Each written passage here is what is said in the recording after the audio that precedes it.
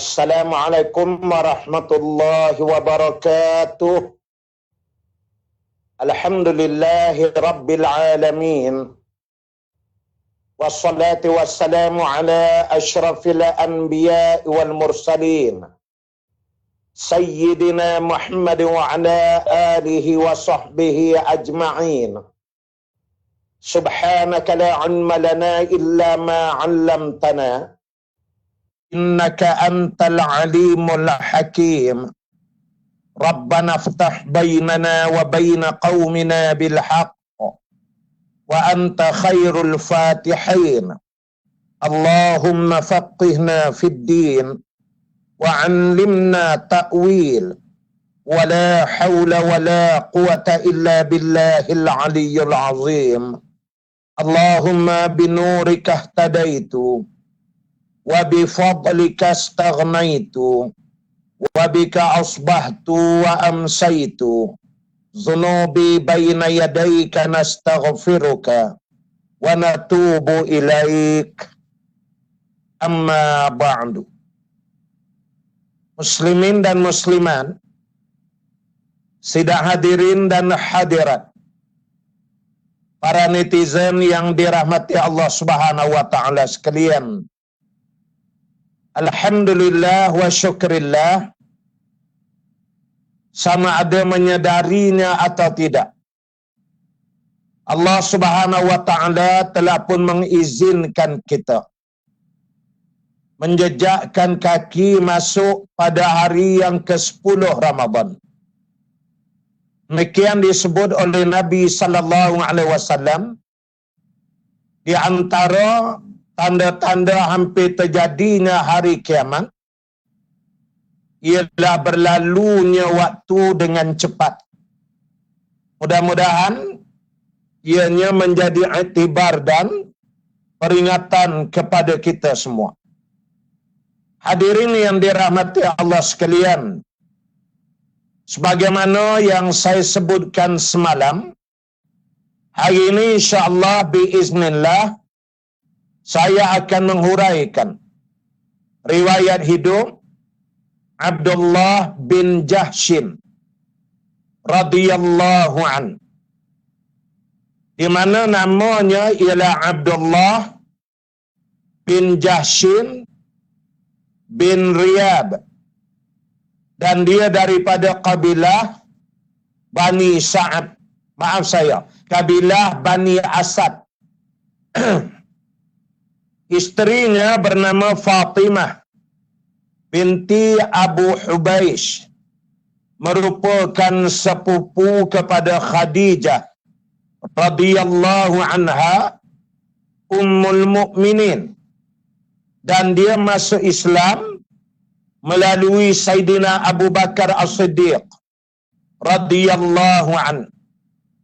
Maknya bernama Umaymah, dan Umaymah adalah anak kepada Abdul Muttalib. Jadi di sini menunjukkan bahawasanya nasab Abdullah bin Jahshin ini adalah dalam kalangan ahli bait. Dia merupakan keluarga yang sangat dekat dengan Rasulullah sallallahu alaihi wasallam. Sidang hadirin yang dirahmati Allah sekalian, ketika dia masuk Islam dengan Sayyidina Abu Bakar radhiyallahu an, ada dua orang di kalangan saudaranya, adik-beradik dia yang ikut sekali. Iaitulah pertama Ubaidillah bin Jahshin, dan yang kedua Abu Ahmad bin Jahshin. Artinya bila masuk Islam dia serentak tiga beradik. Dan inilah jasa besar Sayyidina Abu Bakar As-Siddiq radhiyallahu anhu. Di dalam sejarahnya, Abdullah bin Jahshin pergi berhijrah ke Habasyah bersama dengan Ubaidillah dan juga seorang lagi adiknya itu, iaitulah Abdin bin Jahshin. Di mana Abdin ini dikenali juga sebagai Abu Ahmad bin Jahshin. Bila sampai di Habasyah, boleh jadi kerana keadaan yang tak sesuai ke macam mana, ujian datang, tiba-tiba Ubaidillah menganut agama Nasrani. Lalu melihatkan hal yang demikian, kecewa dah Abdullah bin Jahshin. Lalu dia pulang dengan Abu Abdullah tadi, yakni Abdin bin Jahshin, pulang ke Mekah. Ahmad bin Jahshin tadi. Ya, jadi tinggallah Ubaidillah di sana dan dia pulang ke Mekah. Hadirin yang dirahmati Allah sekalian, Abdul Muttalib adalah datuk Rasulullah sallallahu alaihi wasallam. Makanya Abdullah bin Jahshin ini angkat sepupu, ada menyatakan laluan bagai ipar kepada Nabi sallallahu alaihi wasallam. Tubuhnya sedang, rambutnya lebat. Nabi sallallahu alaihi wasallam berkahwin, kita tahu, dengan Zainab binti Jahshin radhiyallahu anha, Ummul Mukminin. Dan Zainab ni adik-beradik dengan Abdullah bin Jahshin, menjadikan kekeluargaan lebih rapat, dan ikatan Abdullah bin Jahshin dengan Rasulullah sallallahu alaihi wasallam itu terikat dengan kepelbagaian peringkat, melalui akidah, melalui sahabat pun dia sahabat, melalui padisan adik-beradik, keluarga, semua ada. Itu suatu yang utuh. Dan ini memang dibina oleh Allah melalui Rasulullah sallallahu alaihi wasallam berkahwin itu, agar di hari-hari awal Islam Nabi sallallahu alaihi wasallam memiliki izzah, ada kekuatan kekeluargaan dalam mempertahankan Islam pada waktu itu. Karena kita tahu kabilah memainkan peranan yang sangat besar di kalangan kehidupan bangsa Arab jahiliyah di zaman itu. Abdullah bin Jahshin merupakan as-sabiqun al-awwalin, yakni gulungan-gulungan yang awal menganut Islam. Dan dia juga menganut Islam sebelum lagi daripada wujudnya markas di rumah Al-Arqam ibni Abil Arqam radhiyallahu an. Kemudian dia berhijrah ke Madinah bersama dengan seluruh keluarga dia. Dia bergerak keluar hijrah semua sekali. Habis sekampung, tidak ada seorang yang tinggal.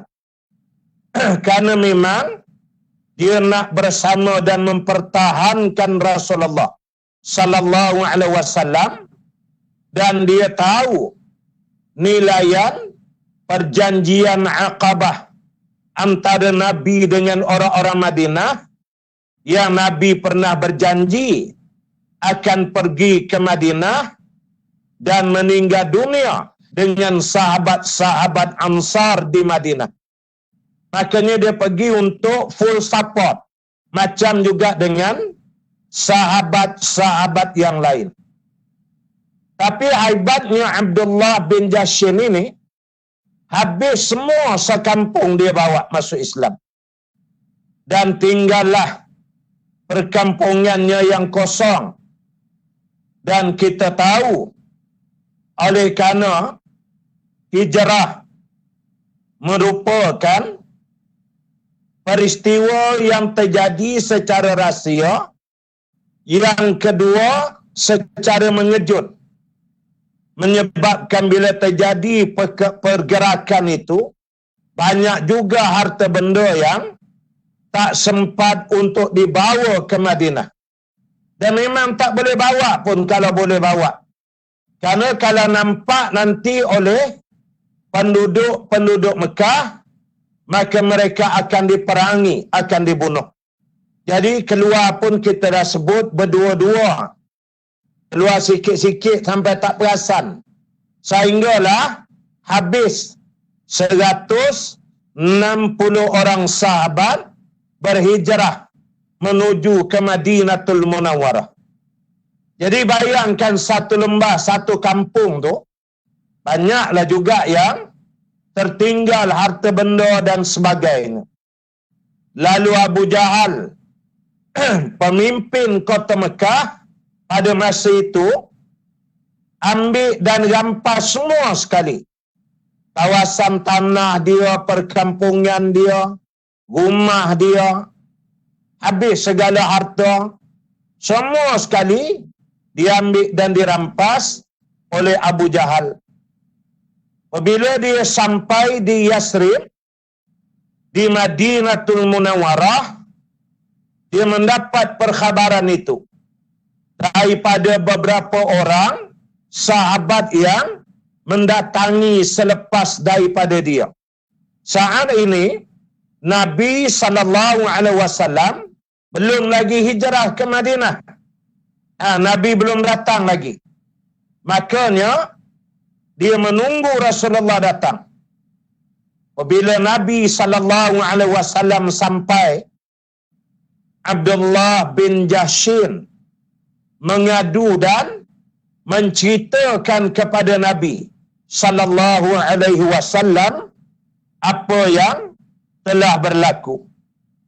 Lalu apabila dia menceritakan hal yang berkenaan, Rasulullah sallallahu alaihi wasallam memujuknya dengan Nabi sallallahu alaihi wasallam bertanya kepadanya, bagaimana pendapatmu, wahai Abdullah bin Jahshin, kalau sekiranya Allah Subhanahu wa taala menggantikan perkampungan kamu tu Semua sekalilah.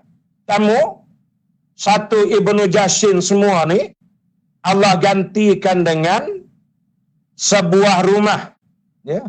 Dar fil jannah, Nabi kata.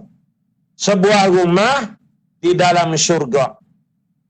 Lalu redha dan bergembiralah Abdullah bin Jashin radhiyallahu an. Hadirin sekalian, ini kehebatan para sahabat radhiyallahu anhum ajma'in wa arda. Ramai di kalangan mereka yang masih hidup di dunia tapi sudah ada garantor, jaminan dengan Allah dan Rasul bahawa mereka adalah ahli syurga. Banyak ini disebut dalam hadis-hadis yang sahih. Kita tahu sekadar contoh Abdullah, sekadar contoh Bilal bin Rabah radhiyallahu an. Dia masih berjalan di bumi, tapi bunyi terumpahnya sudah terdengar oleh Rasulullah sallallahu alaihi wasallam di dalam syurga pada malam Isra dan Mi'raj. Ini kelebihan para sahabat radhiyallahu anhum ajma'in wa arda. Di Madinatul Munawwarah, Abdullah bin Jashin telah dipersaudarakan dengan Asim bin Thabit radhiyallahu an. Di mana Asim bin Thabit adalah adik-beradik kepada Zaid bin Thabit radhiyallahu an. Jadi Zaid bin Thabit dengan Asim bin Thabit adik-beradik. Maka dengan Asim Nabi persaudarakan Abdullah bin Jashin radhiyallahu an. Sidang hadirin yang dirahmati Allah sekalian, kalau kita membuka akan sirah sahabat, maka akan kita temuilah apa yang dicatat oleh ulama berhubung dengan satu peristiwa yang besar yang terjadi ke atas Abdullah bin Jashin dan beberapa orang sahabatnya radhiyallahu anhum.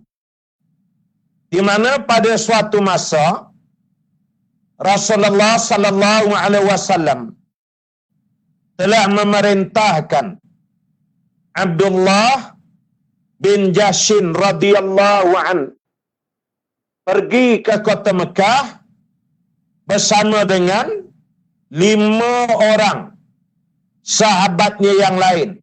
Jadi mereka berenam. Dia 6 orang.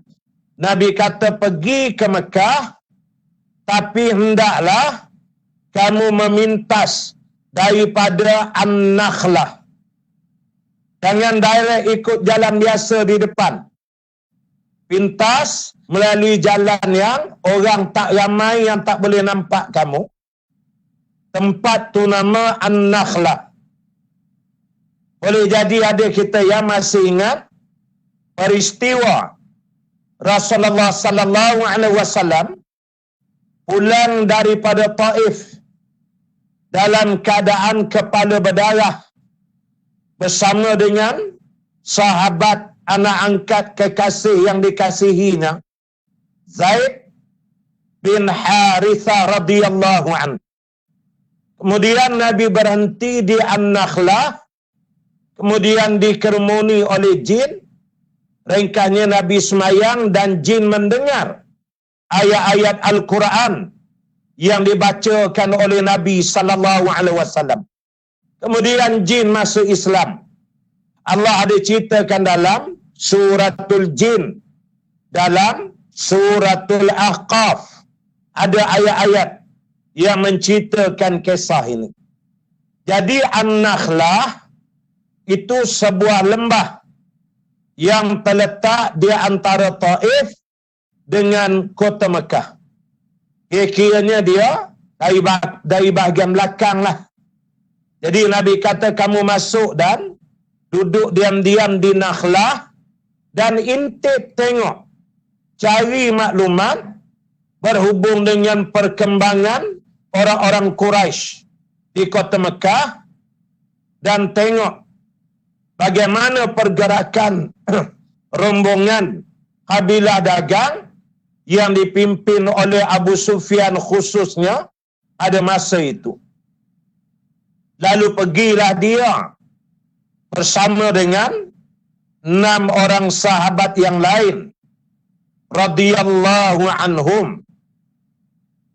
Makanya ketika mereka dalam perjalanan, rupa-rupanya pihak kota Mekah juga ada satu pasukan yang bergerak mengelilingi Mekah menjaga sempadan. Ya maklum pada masa itu hanya 2 je negara yang besar yang dikira bertembung betul pada masa itu, iaitulah Mekah dan Madinatul Munawwarah.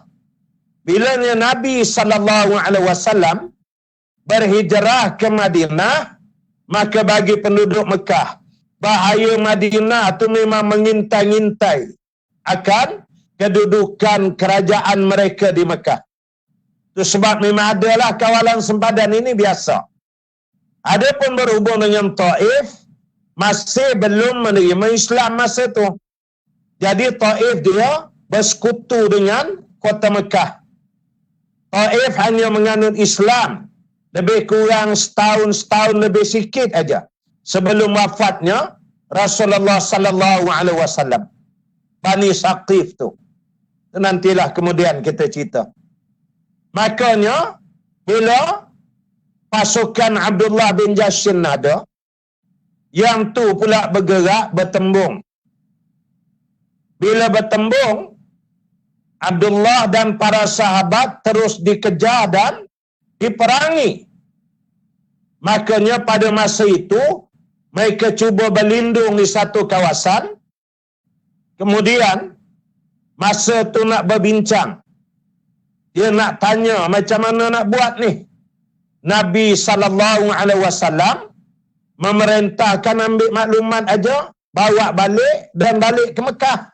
Ni balik ke Madinah. Tapi sekarang kita dah tertembung pula dengan pasukan yang mengawal sempadan Mekah ni. Kalau kita perangi, bermakna kita melanggar pula arahan Nabi. Tak kita lawan, puak ni duk nampak subuh datang dah. Macam mana pandangan duk bincang 6 orang? Seorang kata ya, seorang kata jangan. Sahabat seorang kata bertahan. Sahabat yang lain kata kita lari, selamatkan diri. Yang seorang kata jangan lari, kita bukan jenis penakut. Tak ada duk bincang nak ambil keputusan. Tiba-tiba pasukan kafir Quraisy telah mendekat. Berlakulah pertempuran, mereka terpaksa lawan. Tidak ada pilihan. Dan akhirnya terjadi 2 kematian. Dan 2 dari kalangan orang-orang kafir Quraisy telah dapat ditangkap dan dibawa balik ke Madinatul Munawwarah. Dan mereka bawa balik sekali dengan harta ghanimah yang dikurniakan oleh Allah Subhanahu wa taala pada hari yang berkenaan. Apabila mereka pulang sahaja ke Madinatul Munawwarah, berlakulah ujian yang besar ke atas Nabi sallallahu alaihi wasallam, ke atas Abdullah bin Jashin, ke atas 6 para sahabat tadi dan semua umat Islam di Madinah. Di mana orang-orang munafik di Madinatul Munawwarah telah memainkan isu ini. Dan munafik itu memang gunting di dalam lipatan, mencari peluang aja dia. Ya. Di samping pula orang kafir Quraisy pun menyebarkan berita. Apa kisahnya? Bahawasanya Muhammad telah mengarahkan orang-orangnya berperang dalam bulan haram. Dia di mana pada masa terjadinya perkara tersebut, Abdullah bin Jashin radhiyallahu an dan para sahabat yang lain tak perasan masa tu. Rupa-rupanya mereka berada di dalam bulan haram. Bulan haram dalam Islam ada 4 bulan. Pertama, bulan Zulkaidah. Yang kedua, bulan Zulhijjah. Ketiga, bulan Muharram. Yang keempat, bulan Rajab. Hadirin sekalian, secara historical, ya, sejarah, memang orang-orang Arab jahiliyah 4 bulan ini mereka istiharkan sebagai bulan-bulan yang diharamkan berperang. Maka bila datang ajaran Islam, Allah Subhanahu wa taala yang Maha mengetahui telah membawa dan menurunkan syariat. Mana yang baik itu diambil. Makanya dijadikanlah 4 bulan tadi sebagai bulan-bulan yang diharamkan berperang, berkelahi di kalangan sesama manusia 4 bulan. Rupa-rupanya pertempuran tadi terjadi di dalam salah satu bulan yang 4. Maka tersebarlah ungkapan-ungkapan daripada si munafik. Tengoklah Nabi Muhammad sallallahu alaihi wasallam beritahu kepada orang ramai bahawasanya al-Islamu ya'lu wa la yu'la alaih. Islam tu tinggi, tak ada yang lebih tinggi daripada Islam. Yang tu tak apalah. Tapi sentiasa menyebut aslam, aslim. Kamu Islam, kamu selamat. Selamat apanya kata mereka? Kita sedang berada di dalam bulan haram. Tetapi Muhammad Rasulullah boleh memerintahkan 6 orang sahabat ni berperang dalam bulan ni. Dengan mereka tidak menceritakan latar belakang peristiwa kedudukan sahabat yang tak sempat nak buat keputusan secara syura yang lebih tepat dan lebih tenang di saat itu. Mereka menyatakan Muhammad dan orang-orangnya telah melanggar apa yang diharamkan oleh Allah. Agama apa macam ni? Dia mula. Asal je dapat harta ghanimah, okey.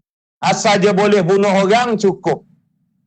Apalah punya ajaran macam ni yang dibawa oleh Nabi Muhammad ni. Itulah benda ni, Islam ni begitu begini, mereka tikam dari belakang. Manakala pula orang-orang Mekah pun memang sejak jahiliyah saya dah sebut, memang haram berperang di bulan-bulan haram ini. Mereka juga telah menyebarkan berita Muhammad telah melanggar ajaran Tuhannya. Sahabat-sahabatnya diarah untuk berperang di dalam bulan haram. Tak guna punya Nabi, tak guna punya penduduk Mekah yang berhijrah ke Madinah ni. Inilah dia mereka ni begitu begini, mereka kutuk kata macam-macam. Semua perkhabaran ini sampai kepada Nabi sallallahu alaihi wasallam, sampai kepada Abdullah bin Jashin radhiyallahu an, dan sampai kepada seluruh sahabat dan penduduk Madinah. Maka sangatlah berasa sugul, ya, sedih hati juga Rasulullah pun. Sebab pertama Nabi tak arah, yang kedua Nabi pun faham bila diterangkan oleh Abdullah bin Jashin keadaan tu masa tu sangat kritikal, tak ada nak sebab selawan aja. Tu ceritanya. Makanya bila mereka kata tu Nabi pun diam. Ya, harta ghanimah tu Nabi biar aja. Tawanan masih disimpan. Tiba-tiba dengan apa yang dikehendaki oleh Allah, kuat sangat puak-puak kafir Quraisy hentam Nabi, kata langgar perjanjian lah apa semua. Maka Allah Subhanahu wa taala pun menurunkan akan firman-Nya, iaitulah ayat 217 Suratul Baqarah. Firman Allah Ta'ala, A'udzu billahi minasy syaithanir rajim. Bismillahirrahmanirrahim. Yas'alunaka 'anil syahril harami qitalin fihi. Qul qitalun fihi kabir. Wa saddun 'an sabilillahi wa kufrun bihi. Wa kufrun bihi wal masjidil harami. Wa ikhraju ahlihi minhu akbaru 'indallah. Wal fitnatu akbaru minal qatl. Wa la yazaluna yuqatilunakum hatta yaruddukum 'an dinikum in istata'u. Wa man yartadid minkum 'an dinihi fayumit wa huwa kafir faulaika habitat a'maluhum fid dunya wal akhirah wa ulaika ashabun nar hum fiha khalidun. Yang bermaksud, mereka bertanya kepadamu wahai Muhammad mengenai hukum berperang dalam bulan yang dihormati. Katakanlah, peperangan dalam bulan itu adalah berdosa besar, tetapi perbuatan menghalangi orang-orang dari jalan Allah dan perbuatan kufur kepadanya, dan juga perbuatan menyekat orang-orang Islam masuk ke Masjidil Haram di Mekah, serta mengusir penduduknya dari situ. Semuanya itu adalah lebih besar lagi dosanya di sisi Allah. Dan ingatlah, angkara fitnah itu lebih besar lagi dosanya daripada pembunuhan semasa perang dalam bulan yang dihormati. Dan mereka orang-orang yang kafir itu sentiasa memerangi kamu sehingga mereka mahu memalingkan kamu dari agama kamu. Kalau mereka sanggup, yakni melakukan yang demikian, dan sesiapa di antara kamu yang murtad, na'udzubillahi min zalik, yakni berpaling daripada agamanya, yakni agama Islam, lalu ia mati, maka ia tetap menjadi kafir. Maka orang-orang yang demikian rosak binasalah amal usahanya yang baik di dunia dan di akhirat, dan berilah mereka itulah ahli-ahli neraka, mereka kekal di dalamnya selama-lamanya. Di mana ayat 217 Suratul Baqarah ini merupakan pembelaan daripada Allah dan jawapan daripada Allah. Pukul maut, kita panggil pukul rapat ke dinding, bagi orang-orang kafir di kota Mekah dan orang-orang munafik yang ada di Madinah di keliling Rasulullah sallallahu alaihi wasallam. Di mana ayat ini mempertahankan Rasulullah sallallahu alaihi wasallam dan tindakan para sahabat yang mulia radhiyallahu anhum ajma'in wa arda. Mari kita lihat perkara-perkara besar yang dinyatakan oleh Allah di dalam ayat ini. Yang pertama sekali, Allah Subhanahu wa taala menyatakan dan menegaskan ya, memang berperang pada bulan haram itu adalah merupakan satu dosa yang besar. Yakni Allah Subhanahu wa taala mengisytiharkan kepada manusia bahawa Nabi sallallahu alaihi wasallam tidak pernah menghalalkan berperang di bulan haram. Ini yang pertama. Memang apa yang terjadi itu dosa besar. Cumanya Allah Ta'ala menyebut, kamu yang duk kata sangat ke Nabi aku ni, baik puak kafir Mekah ataupun orang-orang munafik Madinah, kamu kena ingat, kerja-kerja buat kamu.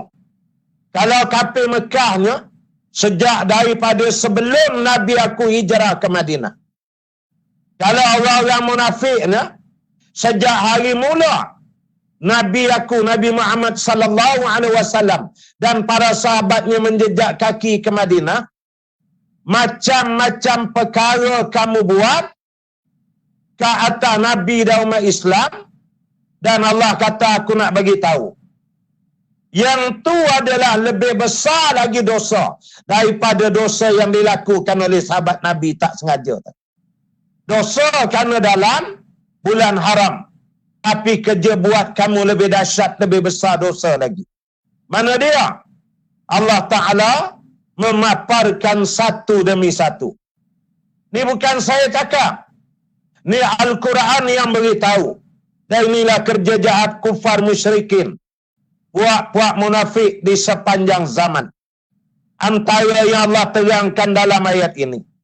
Pertama, menghalangi orang Islam daripada ikut jalan agama Allah Subhanahu wa taala. 13 tahun di kota Mekah, kamu puak-puak kafir Quraisy, benda apa kamu buat? Siang malam bantai Rasulullah dan para sahabat. Sumayyah mati syahid dibunuh. Ammar bin Yasir diseksa, Bilal dijemur, macam-macam. Kamu menghalang-halangi manusia pada jalan Allah, ni satu. Dan kamu pula puak munafik di Madinah, benda apa yang kamu buat sejak hari mula Nabi sallallahu alaihi wasallam sampai Madinah hingga Rasulullah wafat?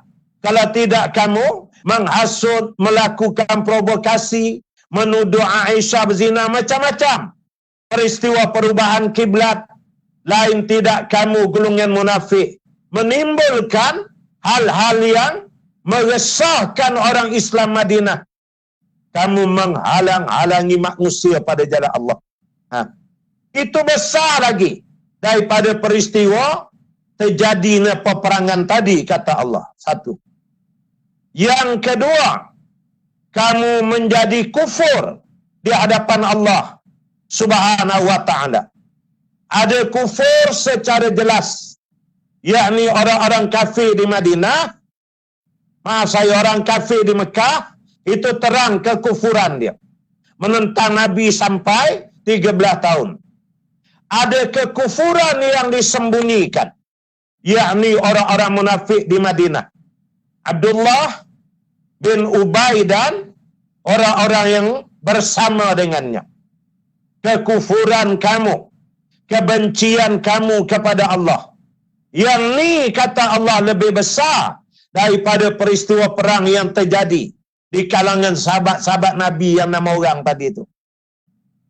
Yang ketiga, Allah Subhanahu wa taala menyebut bahawasanya kamu tu mengusir dan menghalang manusia daripada memasuki Masjidil Haram. 13 tahun kamu ganggu Nabi, wahai orang-orang kafir Quraisy di Mekah. Kamu ganggu sahabat, mereka tak dapat nak masuk ke Masjidil Haram. Nak tawaf tak boleh, ditangkap, diseksa, dibunuh. Kamu lupa kerja jahat kamu. Kalau tak mungkin karena Allah yang mentakdirkan terjadinya perjanjian Hudaibiyah pada tahun yang ke-6 Hijrah. Boleh jadi, saya kata boleh jadi kalimat saya. Agaknya tak tahu bila Nabi sallallahu alaihi wasallam dan para sahabat radhiyallahu anhum nak dapat masuk ke Masjidil Haram tu, melakukan umrah dan sebagainya. Kamu menghalang-halangi manusia masuk Masjidil Haram. Yang ni besar lagi dosa daripada sahabat yang berperang cara terpaksa tadi. Kata ke sahabat lebih sangat macamlah bagus. Itulah maknanya. Begitu juga orang munafik di Madinah. Apabila terjadi peperangan di Madinah, mereka bukan membantu perang, mereka mengkucak-kacirkan. Bila berlaku peperangan Uhud, daripada 1,000 angkatan perang yang bergerak keluar pergi ke Uhud, dihasutnya saya 350 berpatah balik ke Madinah di pusat bandar. 600 lebih je keluar. Apa hukum tu? Keluar lari, meninggalkan medan perang. Hukumnya haram. Satu daripada 7 dosa besar. Siapa yang buat onar ini? Abdullah munafik, puak-puak munafik dia. Abdullah bin Ubay. Kerja kamu tu nak pergi jalan Allah tu. Kalau menang tu dapat, bergerak boleh pergi ke Mekah apa semua. Puak munafik di Madinah pun menghalangi sahabat untuk balik semula ke Mekah, masuk Masjidil Haram. Kerja kamu tu lebih besar dosanya, kata Allah. Dipukul anak sekali dengan orang-orang munafik. Kemudian Allah Ta'ala menyebut lagi dalam ayat yang berkenaan bahawa kamu mengusir keluar penduduk-penduduknya, yakni para sahabat dan Rasulullah sallallahu alaihi wasallam dari negeri mereka, yakni dari Mekah. Siapa dia yang halau keluar? Siapa dia yang kepung rumah Nabi? Siapa yang hambat sampai ke Gua Sur nak bunuh Nabi? Siapa yang tampar Saidina Ali, yang pukul Saidina Ali kerana ganti tempat tidur Rasulullah? Siapa yang tampar pipi Fatimah Zahra? Bila tanya mana Nabi dan Abu Bakar, dia kata tak tahu. Mereka tampar wajahnya sehingga patah anting-anting yang dipakai oleh Fatimah Zahra radhiyallahu anha. Siapa dia buat kerja ni semua kalau bukan kamu? Sehingga kamu menghalau Nabi dan para sahabat daripada kota Mekah. Kamu halau keluar tu, Allah kata.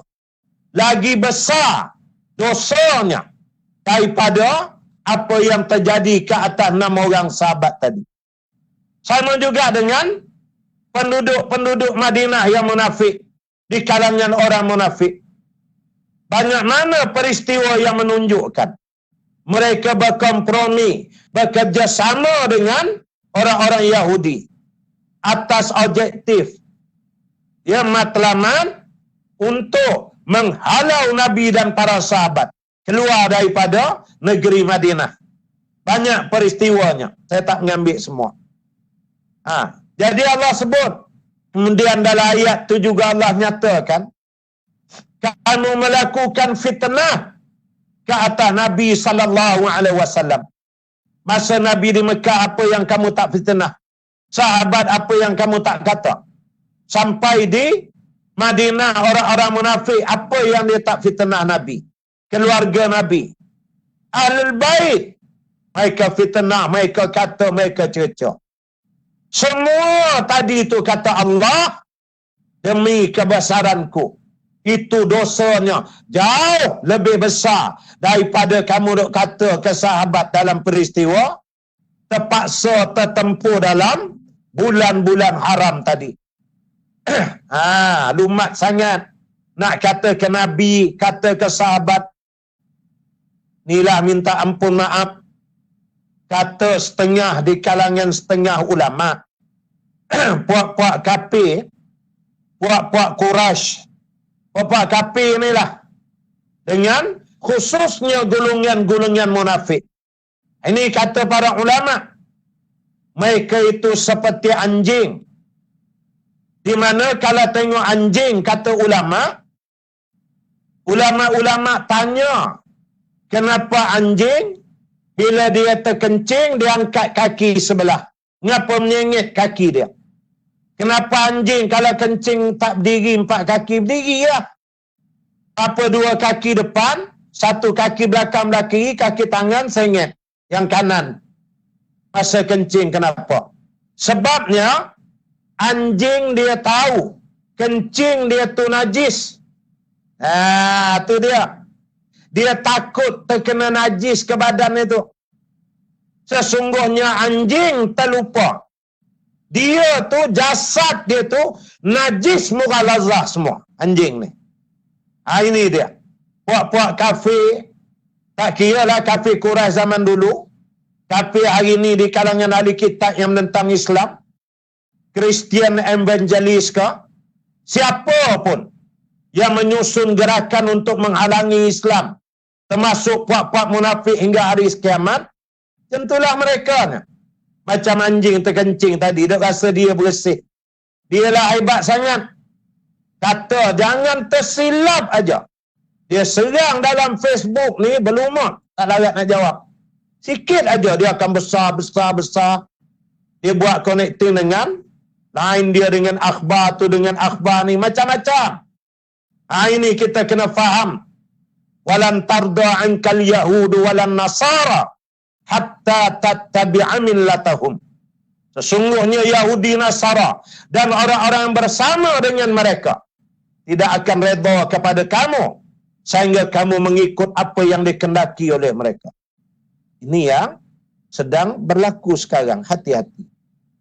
Hadirin yang dirahmati Allah sekalian, bila dia turun ayat membela Rasulullah dan memukul rapat puak-puak kufar musyrikin dan orang-orang munafik dan mereka yang menyebarkan berita itu, maka tenanglah Rasulullah sallallahu alaihi wasallam. Lalu Rasulullah mengarahkan supaya disimpan harta-harta ghanimah dulu di satu tempat, baru Nabi ambil. Kerana rupanya Nabi juga menunggu keputusan daripada Allah. Kemudian Nabi arahkan supaya dibebaskan 2 orang tawanan perang itu, biarlah mereka pergi. Dia jangan ditahan mereka di Madinah pada masa itu. Hadirin yang dirahmati Allah sekalian, peristiwa tadi itu, walaupun dikira macam peristiwa yang kecil, tetapi ia mendatangkan beberapa perkara yang besar dalam sejarah Islam. Yang pertama, menurut ulama, itulah dia pertempuran yang menghasilkan ghanimah yang pertama dalam sejarah Islam. Rupanya itulah. Yang kedua, itulah peperangan untuk kali pertama dibunuh orang-orang kufar dalam perang. Itulah kali pertamanya oleh Abdullah bin Jashin dan para sahabatnya. Yang ketiga, kata ulama, itulah kali pertama diangkat naik panji-panji bendera Islam di medan jihad, yakni dipegang dan dipimpin oleh Abdullah bin Jashin radhiyallahu an. Manakala yang keempat, kata ulama, itulah kali pertama juga menurut sejarahnya di kalangan para sahabat dipanggil dan disebut dengan gelaran Amirul Mukminin di medan perang. Itulah kali pertamanya di mana Abdullah bin Jashin radhiyallahu an dipanggil sebagai Amirul Mukminin oleh para sahabat yang lain dalam kelompok tentera itu. Adapun yang pertama dalam pemerintahan memanggil dan menggelarkan diri sebagai Amirul Mukminin, ialah Umar Ibn Khattab radhiyallahu anhu. Itu dalam sudut siasah kepimpinan pemerintahan politik. Dalam perang ini yang pertama. Jadi walaupun nampak kecil aja, ya ada 6 orang aja, tetapi ianya membawa iktibar dan pengajaran yang besar bagi umat. Betapa para sahabat dari masa ke masa tidak putus diuji oleh Allah Qadir Rabbul Jalil dia dalam kehidupan mereka. Hadirin yang dirahmati Allah sekalian, Abdullah bin Jahshin radhiyallahu an, dia ikut sama dalam peristiwa peperangan Badar. Di dalam peperangan Badar, dia cedera parah, cedera teruk, lalu diubati. Dan bila jasad dia dah elok, maka Abdullah bin Jahshin ikut pula pergi peperangan Uhud.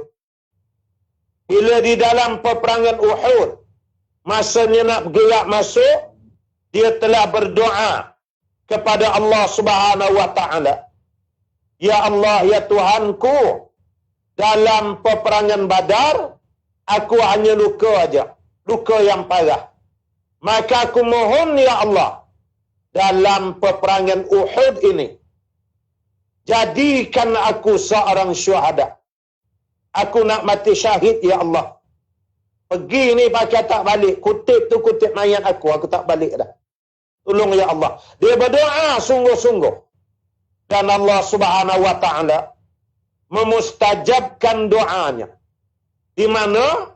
Di dalam peperangan Uhud, Abdullah bin Jahshin radhiyallahu an telah mati syahid dibunuh dalam keadaan luka yang banyak di badannya.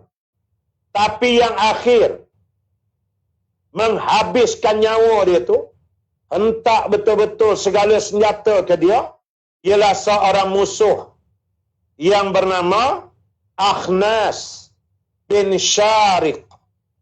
Ya, Akhnas bin Syariq.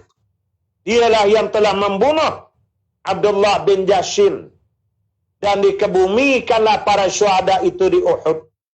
Dan hari ini kalau kita ziarahi perkuburan, yakni makam di Uhud, kita akan melihat belah depan sini ada 2-3 kubur. Nisan tak ada kan? Dia batu-batu dia belenggu. Itu yang depan sekali itu Abdullah bin Jahshin. Kemudian seorang lagi Mus'ab bin Umair radhiyallahu an. Ya, Hamzah bin Abdul Muttalib radhiyallahu anhum. Itu yang belah-belah depan sini. Kalau kita berdiri pagar tu, hari ni dia letak plastik pula depan pagar. Tapi bila nampaklah lubang-lubang, kita tengok depan tu, ada kubur. Itu 2-3 orang tadi. Kemudian daripada situ, tengok terus sikit ke depan, belah hujung sana, kamu akan lihat ada tembok. Tembok tu macam sepayah pinggang lah. Tak tinggi mana paras, payah lutut, payah pinggang kita. Di sebalik tembok tu, di situ dikatakan ada lebih kurang 69 atau 68 atau 70 orang yang ditanamkan di sana. 2-3 orang je yang di belah depan sini. Ya, dan bila kita pergi ke Uhud, kita berdoa untuk para syuhada, dan sunat kita mendoakan diri kita sendiri. Apa dia doa dia? Iaitulah Nabi sallallahu alaihi wasallam pernah bila sampai di Uhud, Rasulullah sallallahu alaihi wasallam berdoa, ya Allah, jadikanlah aku mencintai bukit Uhud dan jadikanlah Uhud mencintai aku. Maka sunat bagi orang-orang yang pergi buat haji umrah, itu kata doa ya, kalaulah Allah izin, manalah tahu kita boleh bertemu di Mekah Madinah, boleh nanti macam-macam lagi kita cerita. Dia bila depan-depan tu kita cerita lagi lain. Dia punya zuk, perasaan itu hebat. Jadinya ulama kata sunat, bila sampai di kawasan Uhud, nampak je bukit Uhud, kita berdoa, Ya Allah, ya Tuhan kami, jadikanlah Uhud mencintai kami sebagaimana Uhud mencintai Nabi sallallahu alaihi wasallam, dan jadikanlah kami mencintai bukit Uhud sebagaimana Rasulullah sallallahu alaihi wasallam mencintainya. Itu dia doa dia. Sedih kadang saya tengok ramai yang sampai di Uhud, dia buka tangkai dia orang pancing dia, lepas tu klik ambil gambar. Lepas tu dia mula selfie, angkat feed, angkat peace. Doa tak ada. Sayang tuan-tuan. Ayah mudah-mudahan doa panjang umur, kita boleh bertemu di sana insya-Allah.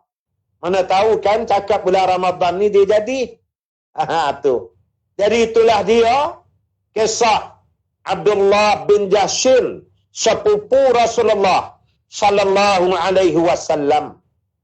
Hadirin sekalian, untuk esok saya akan bawa kisah Ja'far bin Abi Talib radhiyallahu an. Ini juga merupakan bapa saudara Rasulullah sallallahu alaihi wasallam. Cumanya esok ni dengar baik-baik. Dengar. Esok kuliah kita saya akan buat jam 12 tengah hari sehingga 1 tengah hari sebelum zuhur. Sebab selepas zuhur jam 3 petang saya dan lebih kurang 8 orang sahabat yang lain akan buat online. Mungkin melalui Webex, mungkin melalui Zoom. Ya, kami akan berbincang, buat discussion mengenai paper master kami dengan ketua jurusan. Dia akan ada di pejabat di bilik mengajar dia di Universiti di Riau, dan kami di sinilah, kita di rumah masing-masing. Kemudian akan ada live dan kami akan buat discussion dengan dia untuk selesaikan paper bagi pengajian master kami. Dia sebagaimana yang saya sebutkan dalam beberapa tempat kuliah saya masih lagi belajar, tuan-tuan ibu-ibu. Doakanlah saya. Dia masih lagi belajar. Dan nak habiskan dah pengajian master. Kami ambil itu hari dalam bidang muqaranah mazahib dan al-ahkam al-usrah. Ya, yakni perbezaan mazhab dan hukum kekeluargaan Islam. Jadi insya-Allah asalnya dalam tahun ni sampai ke hujung tahun selesailah. Lewat pun tahun depan, awal-awal tahun atau bulan 2 agaknya, saya pun tak berapa perasan. Tapi dah tak lama lah. Dia tak lama pun, dalam lebih kurang 7-8 bulan lagi. Doalah mudah-mudahan saya dapat pula master, dan kami memang berazam. Lepas daripada itu kami semua nak usaha juga ambil PhD pula. Kerana ingat Saidina Ali menyebut, kamu boleh hidup tanpa makanan. Tersarung sing lah. Tak ada makanan asasi berat apa boleh makan yang lain, kamu boleh hidup. Kamu boleh hidup tanpa keuangan, duit. Kamu boleh hidup tanpa pangkat, kedudukan. Tapi kamu tak boleh hidup dan akan mati tanpa ilmu. Ini pesan Saidina Ali. Apa maksud mati ni? Iaitulah hati mati. Na'udzubillahi min zalik. Jangan. Kalau hati dah mati, habis semua. Tidak ada lagi dah hidayah petunjuk nak cinta Allah, cinta ke Rasul, ya, cinta ke sahabat, tak ada dah. Jadi belajar, terus belajar. Tak ada ni malu-malu. Biarlah dah tua-tua pun belajar, tak apa. Kerana ramai para sahabat radhiyallahu anhum, mereka tu bila tua baru mula belajar dengan Nabi. Ramai. Saidina Umar peramai nama-nama. Kalau yang muda tu macam Az-Zubair, Ibnu Awam, Saidina Ali itu yang muda-muda. Yang lain banyak, tua-tua baru masuk Islam, baru belajar. Ya, jadi jangan malu. Saya demi Allah tak pernah malu. Orang nak kata, katalah. Yang penting saya tambah ilmu. Kerana saya tahu saya tak ada ilmu dan tak cukup ilmu. Ya, jadi doakan saya. Dan saya pun rasa gembira syukur pada Allah. Di samping tuan-tuan isi tabung amal. Yang nombor akaun tu ada di situ. Kalau adalah mana tahu. Ya, di kalangan tuan-tuan yang sudi untuk bantu pengajian saya. Sebab saya ni dan rakan-rakan yang lain adalah seorang mahasiswa. Ya, bukan mahasiswa. Kami ni jenis dah tua-tua, scholarship tak ada. Manalah tahu kan, berkat Ramadan ada orang nak zakat pun saya sedia terima. Untuk penerusan kuliah kami. Besok dah diangkat kepungan ni, dah tak ada dah kuarantin, kami kena pergi juga. Jadi, ialah bila pergi tu adalah kos. Ya, saya apa-apa terima kasih pertama bagi mereka yang memberi derma untuk tabung amal, gombak. Yang kedua, kalau ada mana tahu, nak beri, ya, derma sedekah dan zakat. Kadang benda ni kalau tak sebut, orang tak tahu. Ya, jadi boleh PM saya. Semua orang tahu nombor telefon saya, 017-3131-518. 017-3131-518. Itu saja untuk hari ini. Terima kasih banyak. Jangan lupa like and share. Dan esok kita jumpa jam 12 tengah hari. Sekian. Kita tangguh dengan tasbih kifarah suratul As. Dan kita tutup dengan bacaan doa. Subhanakallahumma wa bihamdik. Nashhadu an la ilaha illa anta. Nastaghfiruka wa natubu ilaik. Bismillahirrahmanirrahim. Wal 'asr. Innal insana lafi khusr. Illa alladhina amanu wa 'amilus salihat. Wa tawasaw bil haqq. Wa tawasaw bis sabr. A'udzu billahi minasy syaithanir rajim. Bismillahirrahmanirrahim. Alhamdulillahi rabbil alamin. Wassalatu wassalamu ala asyrafil anbiya'i wal mursalin.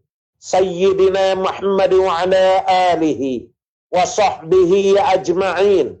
Allahumma nawwir bil ilmi qulubana. Wasta'mil bi ta'atika abdadana. Wa khallis minal fitani wal mihni asrarana. واشغل بالاعتبار أفكارنا وقنا شر وساوس الشيطان وأجرنا منه يا رحمن حتى لا يكون له علينا سلطان برحمتك يا أرحم الراحمين. اللهم إنا نسألك رضاك والجنة ونعوذ بك من سخطك والنار. اللهم إنك عفو كريم تحب العفو فاعف عنا وعن والدينا عن جميع المسلمين والمسلمات والمؤمنين والمؤمنات الأحياء منهم والأموات برحمتك يا أرحم الراحمين. والحمد لله رب العالمين وبالله التوفيق والهداية. السلام عليكم ورحمة الله وبركاته. والله أعلم.